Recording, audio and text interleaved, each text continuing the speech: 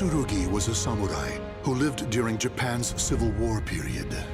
Apprehensive of the increasing use of firearms, he traveled far and wide in search of the powerful weapon Soul Edge, but his efforts proved fruitless. Disappointed, Mitsurugi returned to his domain. To vent his frustrations, he entered a tournament against Tanegashima Firearms. However, this too ended in defeat.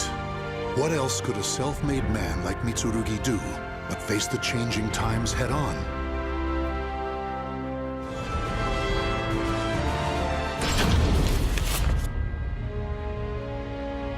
Taki, known as the Dark Hunter, is a ninja and demon huntress. Her quest to find Soul Edge ended in a confrontation with Cervantes, the greatest foe she had yet faced. After a deadly battle, Taki emerged victorious, but not before her beloved sword Rekimaru was shattered. She returned Sofitia, the young girl she saved in battle, to her homeland, and then Taki, too, made her way back home to Japan. Foremost in her mind was the mending of her sword, which she intended to do using a shard of Soul Edge. Alas, the two swords were incompatible, and she had no choice but to give up. However, there was another sword she could try. The enchanted blade she hid before leaving Japan, Mekimaru.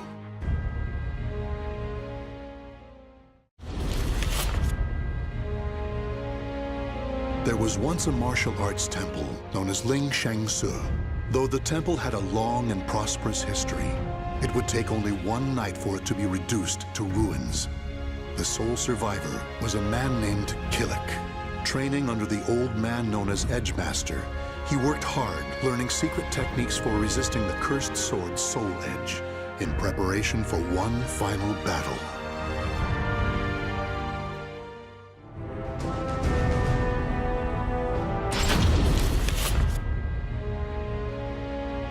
Maxi is a nunchaku wielder who hails from the Ryukyu kingdom.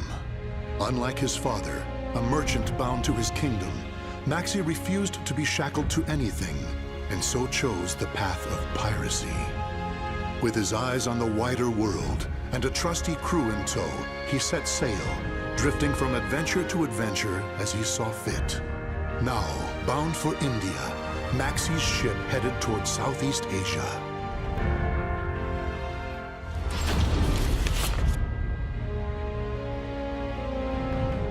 Changhua was born during the Ming Dynasty into the noble Chai house, a family of warriors. Fatherless, she was raised well by her kind and protective mother. In time, she learned to use her mother's Chinese sword to practice ancient techniques.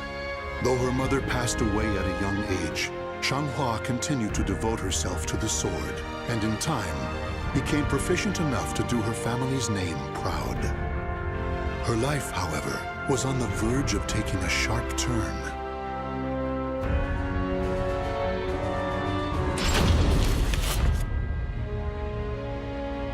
The Aval organization is something of a legend. Long ago, the king of a knightly order took up the spirit sword to confront the wielder of the cursed sword. Lurking in history's shadows, the secret society has persisted through the ages. Their mission has been to find the lost spirit sword and bestow it upon their future king, while preventing those that they called outsiders from wreaking havoc upon the world.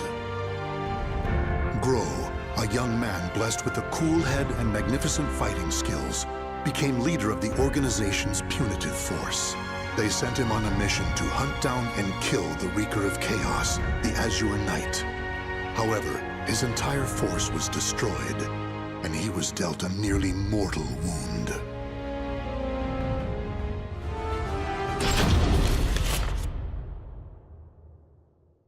Interim report on the Aswell surveillance mission. The subject was born into a family of doctors who conducted research on plagues. As well as modern medicine, he pursues knowledge in numerous other fields, including history, martial arts, fine arts, literature, and human culture.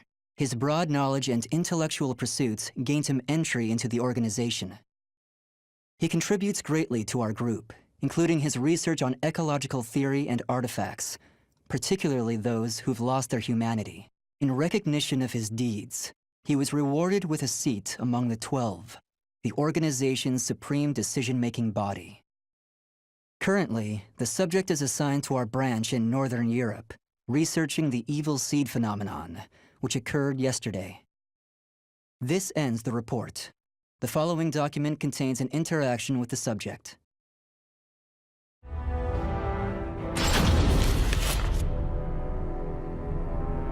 Though born to the noble house of Valentine, the young lady knew not only good fortune, but also despair. Her father delved into alchemy in search of the key to eternal youth, Soul Edge, but found only madness and death. As a result, their house met with ruin. Her mother, before being consumed by a terrible illness, revealed to her they were not related by blood. Even so, the young lady's love for her parents was unfaltering. Following in the footsteps of her father, she devoted her life to alchemy and eventually found herself faced with the truth about Soul Edge.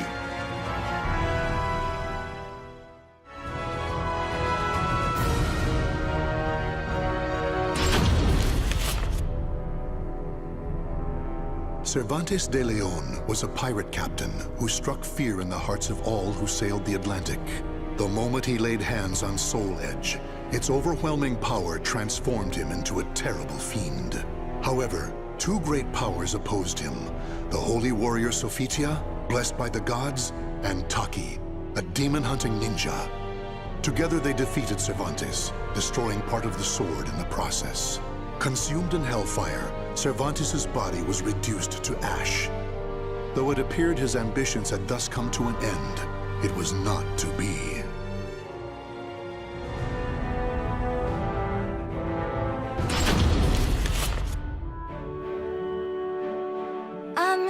I'm Song Mina. I grew up in the Song Dojang run by my father. 3 years ago, I went on a quest for Soul Edge, known as the Sword of Salvation, to protect my land. My quest went pretty well for a time, but then Huang brought me home. I guess it was wrong of me to run off without telling my father and all. He said I must redo all my training, and forced me back into the rigid life I tried to escape. But the truth is, that was the least of my problems.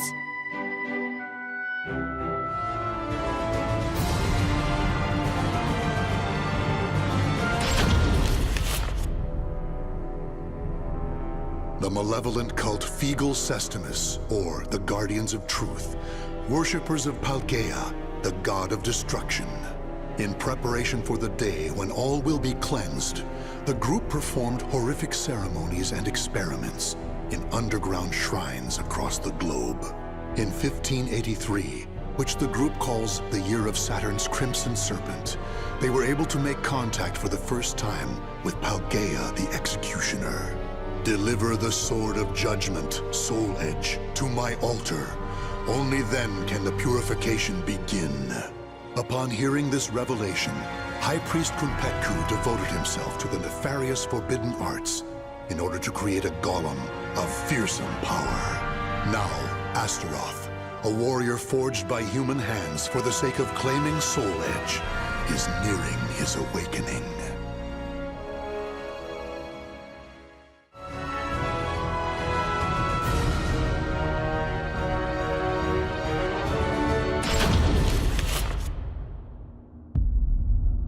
The Azure Knight appeared in Europe out of nowhere.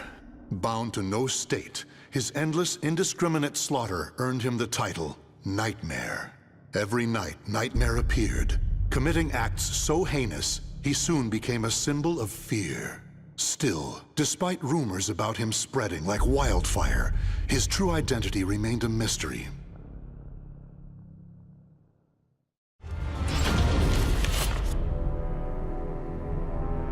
The Azure Knight, previously known as Nightmare, the former wielder of Soul Edge who brought the world to its knees. In truth, he was first a knight named Siegfried. After killing his father by accident, Siegfried fell into a deep denial, which eventually twisted into a desire for revenge against his father's imaginary killer. To enact his revenge, he needed power, which led him to Soul Edge.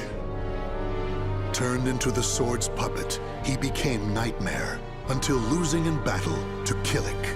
When the sword was shattered, Siegfried found himself awoken from the strange spell he had been under.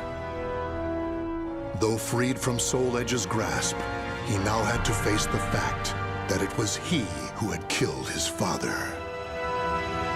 On the ground to his side lay the shattered remnants of Soul Edge.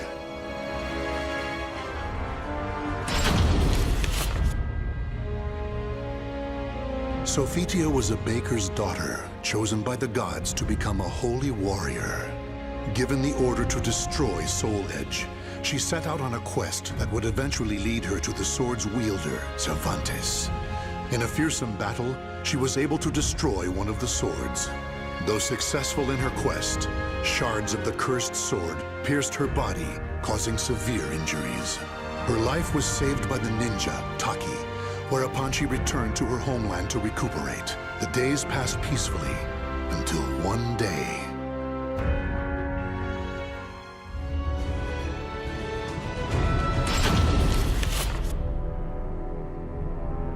Ask any adventurer, and they'll know of Verci, a wealthy merchant from South Italy, and his underground treasury, the Money Pit. After getting rich in the weapons trade and earning the title of Merchant of Death, Verci set sail with his fleet to find the legendary Soul Edge. But during his quest, Verci learned his entire fortune had been lost in the chaos of a war that broke out in Italy. Half crazed, Verci hid what little he had left in the impenetrable Money Pit, located on a small island in the Mediterranean. There he stationed a grotesque guardian who silently and mercilessly disposed of all who entered, quickly becoming the fear of all looters. In recent years, however, a new rumor began to spread among some adventurers. Historic rainfall had caused flooding in the Money Pit, destroying most of its traps. The Guardian had also vanished, leaving the treasure free for the taking.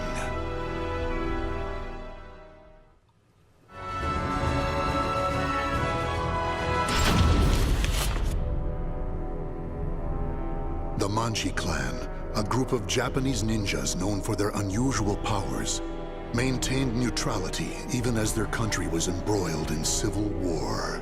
Fearing their strength and their defiance, the nation's chief warlord ordered every man, woman, and child be killed. However, one survived, Yoshimitsu, next in line to succeed the chief and a master swordsman. He single-handedly took on the warlord's army, dealing them a hard blow, but they eventually overwhelmed him, severing his right arm. Despite the countless pursuers sent after Yoshimitsu, he vanished without a trace. That is until one day, an agent for the warlord received word that Yoshimitsu had been sighted.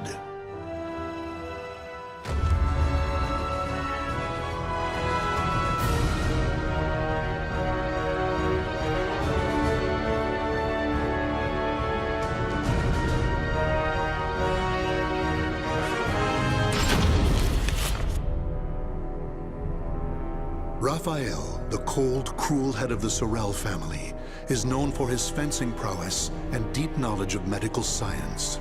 Though still young, he has survived numerous plots and venomous political strife to establish his family as part of the ruling elite. However, when the evil seed occurred, a noble that he had backed went violently insane and attempted to kill the king.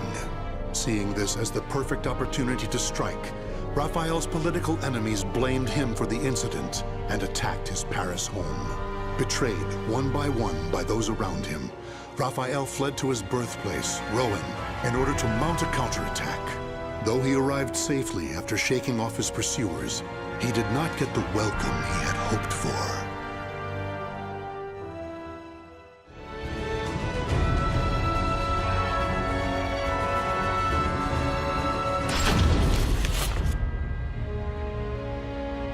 In a remote corner of lands to the east, there is a village of wind worshippers who live in harmony with nature.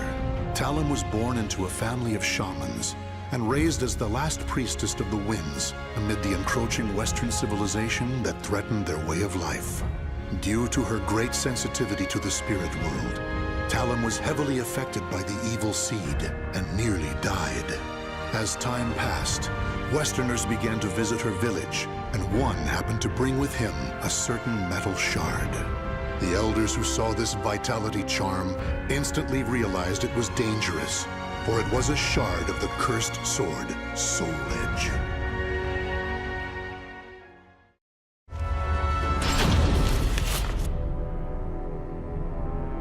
Across all history, the truly strong remain shrouded deep in darkness, hidden from society. They carefully erase all traces of their existence, so that when later generations look back on history, it is as if they were never there.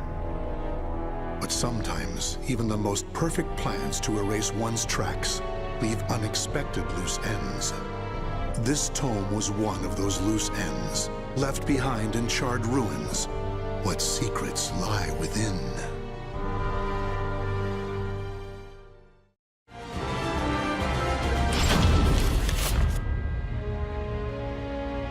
Witchers are known as warriors with unusual powers, the slayers of monsters and fiends, and eliminators of other forms of devilry.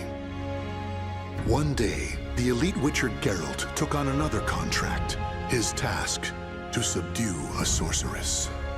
The now aged woman, though ever strange, had been greatly respected, yet in recent years, rumors had spread that she was dabbling in the dark arts.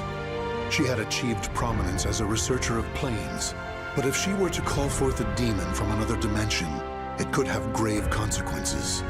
Accordingly, she was a threat to be assessed and, if found guilty of iniquity, a threat to be contained.